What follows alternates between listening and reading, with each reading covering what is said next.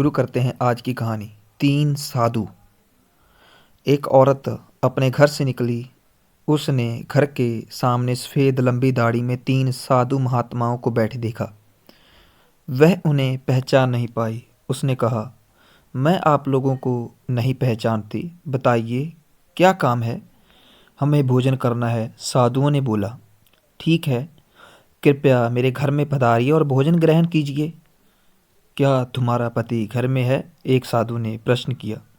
नहीं, वह कुछ देर के लिए बाहर गए हैं, औरत ने उत्तर दिया।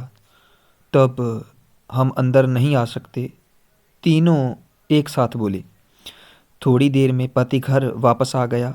उसे साधुओं के बारे में पता चला तो उसने तुरंत अपनी पत्नी से उन्हें पुनर्आमंत्रित करने के लिए कहा।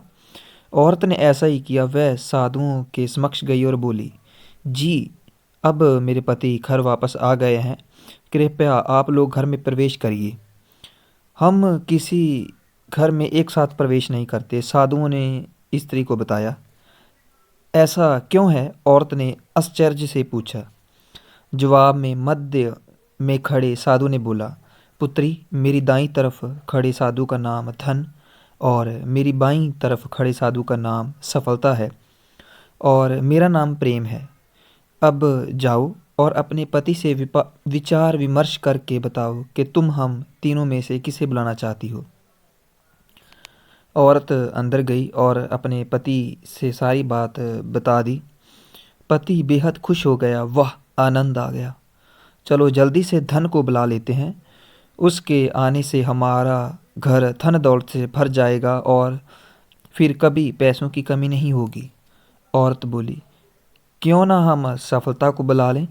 उसके आने से हम जो करेंगे वो सही होगा और हम देखते देखते धन दौलत के मालिक भी बन जाएंगे। हम तुम्हारी बात भी सही है, पर इसमें मेहनत करनी पड़ेगी। मुझे तो लगता है कि धन को ही बुला लेते हैं, पति बोला। थोड़ी देर उनकी बहस चलती रही, पर वो किसी निश्चय पर नहीं पहुंच पाए। अंत निश्चय किया गया कि वह साधुओं से ये कहेंगे कि धन और सफलता में से जो आना चाहे आ जाए। औरत छट से बाहर गई और उसने यह आग्रह साधुओं के सामने दोहरा दिया। उसकी बात सुनकर साधुओं ने एक दूसरे की तरफ देखा और बिना कुछ कहे घर से दूर जाने लगे। अरे, आप लोग इस तरह वापस क्यों जा रहे हैं? औरत ने उन्हें रोकते हुए पूछा। पुत्री, दरअसल हम तीनों साधु इसी तरह द्वार द्वार जाते हैं और हर घर में प्रवेश करने का प्रयास करते हैं।